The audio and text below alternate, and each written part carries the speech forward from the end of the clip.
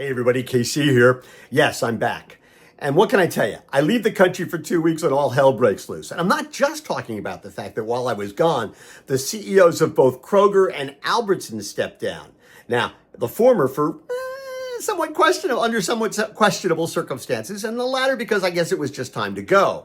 I have to admit, I didn't see the first one coming, although I did predict the second one like 3 months ago. I'm also not talking about how there's now a measles outbreak in Texas and New Mexico. 2 people have died of the measles. And apparently there's a new national policy when it comes to the measles that says that the measles vaccine is actually more dangerous than the measles. And the best thing you can do is let kids get it and then treat it with vitamin A and cod liver oil. Now, for the record, I checked this out and I quote, "There was a 2024 study saying that the measles vaccines prevented 93.7 million deaths globally between 1974 and 2024. And now, by the way, people like me, people my age, are going to their doctors and saying, hey, listen, does it make sense for me to get a measles vaccine booster shot? Because, one of these days I may find myself in Texas.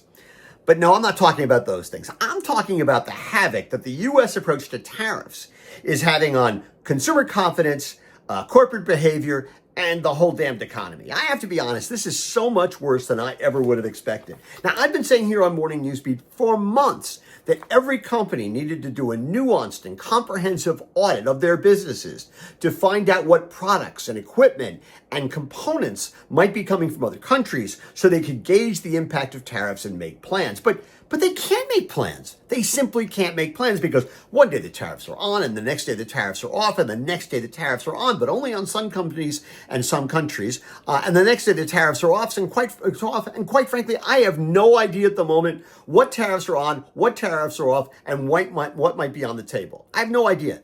Do you?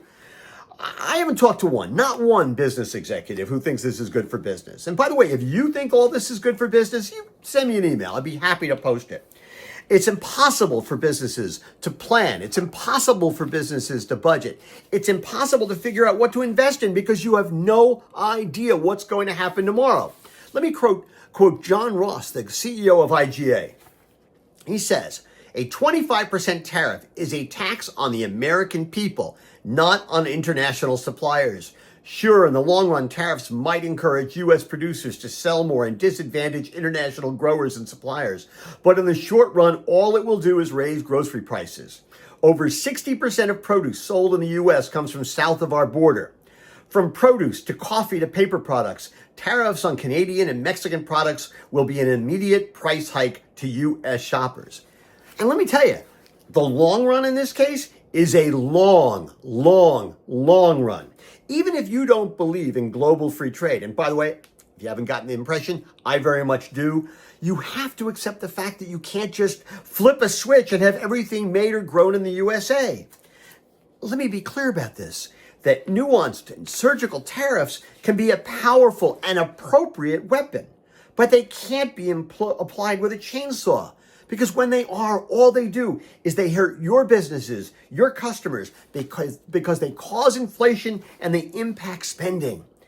A 200% tariff on European wine and champagne and spirits, if the European Union goes a whole with a threatened 50% tariff on American whiskey, this is nuts. Yeah, that would be a retaliatory tariff, but it's being threatened on something that was itself a retaliatory tariff. I just don't understand the world anymore. Now, let's be clear, it isn't just tariffs creating problems for consumers and for retail businesses. I would have thought that I was gone for 2 weeks. I would have thought the country would have come up with a solution, a cure for avian flu. But no, I get back and eggs are still pretty expensive. Again, from IGA's John Ross, although on this one I take a little bit of exception to what he says.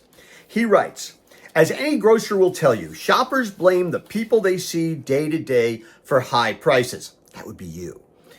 It's hard to stand on a retail floor day after day explaining why the price of CPG products continues to rise, or talk to shoppers about the impact of the avian flu when they're angered about the price of eggs. Listen, I totally agree that consumers are going to blame grocers.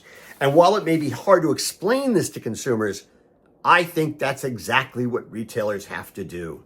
Explain via emails, web postings, social media, and on big, unmissable store signage why avian flu has affected the availability and the cost of eggs.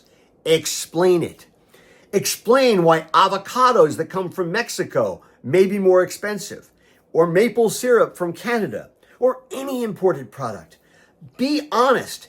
Tell people that prices have gone up because of tariffs and an escalating trade war. Now, I'm not suggesting that you have to take sides or get involved in the politics of the situation. That can be complicated.